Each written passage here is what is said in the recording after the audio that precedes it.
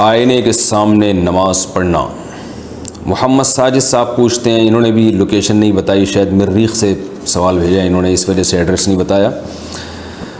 آئینے کے سامنے نماز ادا کر سکتے ہیں یا نہیں؟ دیکھیے، نماز کہیں بھی ادا کی جا سکتی ہے، جگہ پاک ہونا چاہیے، قبلے کی طرف رخ ہونا چاہیے، تو آئینے کے سامنے بھی ہو سکتی ہے۔ اصل مسئلہ یہ ہے کہ ایسا کام نماز میں کرنا جس سے آپ کی توجہ بٹ رہی ہو۔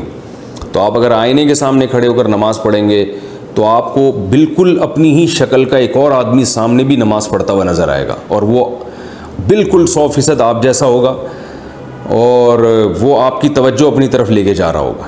آپ اللہ کی طرف توجہ دینے کے بجائے اسی آدمی کی طرف زیادہ توجہ دے رہے ہوں گے جو آپ کے سامنے کھڑا ہوا ہوگا۔ تو جن کو نماز میں، آج کل نماز میں ویسے ہی خشوع و خضوع کم ہے، تو آپ اپنے ہی جیسے اسی، وہی نام اس کا، وہی لوکیشن اس کی، تو آپ اس کو دیکھ دیکھ کے حیران بھی ہو رہے ہوں گے کہ یار جو میں کر رہا ہوں وہ یہ بھی وہی کر رہا ہے، تو توجہ بہرحال بٹنے کا اندیشہ ہے۔ تو اس لیے بہتر یہی ہے کہ آئینے کے سامنے نہ کھڑے ہوں۔ بہت ساری جگہیں کھڑے ہونے کے لیے ہیں، لیکن اگر کسی کی توجہ نہیں بٹتی اور وہ آئینے کے سامنے کھڑے ہو کر بھی اللہ کی طرف متوجہ رہتا ہے، اور وہ یہ سوچ کے صبر کرتا ہے کہ یار یہ بھی میں ہی ہوں، یہ کوئی الگ آدمی نہیں ہے، اور میں نے اپنے آپ کو پہلے کئی دفعہ دیکھا ہوا ہے، تو مجھے بھی نماز کی طرف توجہ کرنی چاہیے، تو اتنا اگر کانفیڈنس ہے اور توجہ اللہ کی طرف رہتی ہے تو پھر آپ آئینے کے سامنے کھڑے ہو کر نماز پڑھ سکتے ہیں۔ تو حاصل یہ ہے کہ کوئی ایسی جگہ نماز پڑھنا جہاں آپ کی توجہ بٹ رہی ہو، جیسے ٹیلی ویژن چل رہا ہے، کوئی اس میں آپ کی توجہ ٹی وی کی طرف جائے گی، تو وہاں بھی نماز پڑھنا ناپسندیدہ ہے۔ تو ہر وہ کام، ہر وہ عمل جو آپ کی نماز میں توجہ ہٹانے کا ذریعہ بنے، اس سے اجتناب کرنا چاہیے۔ کیا بیمار کا جھوٹا کھا سکتے ہیں؟ ارباز خان انڈیا سے۔ بھائی بیمار کا جھوٹا کھا سکتے ہیں، شرعی طور پر اس میں کوئی گناہ نہیں ہے، البتہ کھانا چاہیے یا نہیں کھانا چاہیے تو اس میں لوگوں کے حالات مختلف ہیں۔ بعض بیماریاں ایسی ہیں جو متعدی ہوتی ہیں۔ رسول اللہ صلی اللہ علیہ وسلم نے فرمایا لا عدوى ولا طیرہ، بیماریوں میں تعدی نہیں ہے، یعنی بیماریاں لگتی نہیں ہیں۔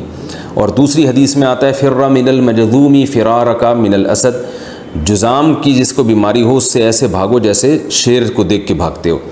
تو ایک حدیث سے ہمیں پتہ چلتا ہے کہ بیماری نہیں لگتی، دوسری حدیث سے آپ نے بیمار سے احتیاط کا حکم دیا۔ تو علماء نے دونوں حدیثوں کو بیان کیا، جمع کیا کہ بیماری نہیں لگتی کا مطلب یہ نہیں کہ نہیں لگتی، بلکہ یہ کہ جو عرب یہ سمجھا کرتے تھے یا جاہلوں میں یہ مشہور ہے کہ بیمار کے ساتھ جب بھی بیٹھیں گے تو لازمی لگے گی، ایسا نہیں ہے، بلکہ یہ اللہ کے ارادے اور مشیت پر ہے۔ اور ہم دیکھتے بھی ہیں کہ جو بیماریاں پھیلتی ہیں ان میں بھی بہت سے لوگ جو بیمار کے ساتھ رہتے ہیں وہ بیمار نہیں ہوتے، اور بہت سے جو بہت دور ہوتے ہیں وہ بیمار ہو جاتے ہیں۔ تو اس میں اللہ کی مشیت کا زیادہ دخل ہے، تو اس میں اعتدال والی رائے اختیار کرنی چاہیے۔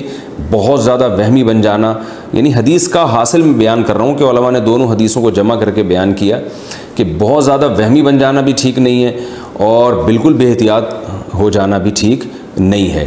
تو اور بیمار کو بھی تھوڑا سا اس میں احتیاط کرنی چاہیے، جیسے کہ رسول اللہ صلی اللہ علیہ وسلم نے ارشاد فرمایا کہ جس علاقے میں طاعون پھیل جائے وہاں مت جاؤ، تو آپ نے احتیاط کا حکم دیا، لیکن وہاں سے بھاگنے کی بھی اجازت نہیں دی آپ نے، جو پہلے سے وہاں موجود ہے وہ بھاگے نہیں وہاں سے۔ تو اعتدال والی راہ اور اللہ پہ توکل والی راہ یہی ہے کہ آپ اس میں اعتدال کی راہ اختیار کریں۔ اور بیمار کے جھوٹے سے اگر بیماری لگنے کا اندیشہ ہے تو جھوٹا پینے کی ضرورت کیا ہے؟ تو یعنی بیمار کے ساتھ ہمیں یہ جو طاعون والی حدیث ہے نا، جس میں آتا ہے کہ اس علاقے میں بھی نہ جاؤ، تو لیکن وہاں ہو تو بھاگو بھی نہیں۔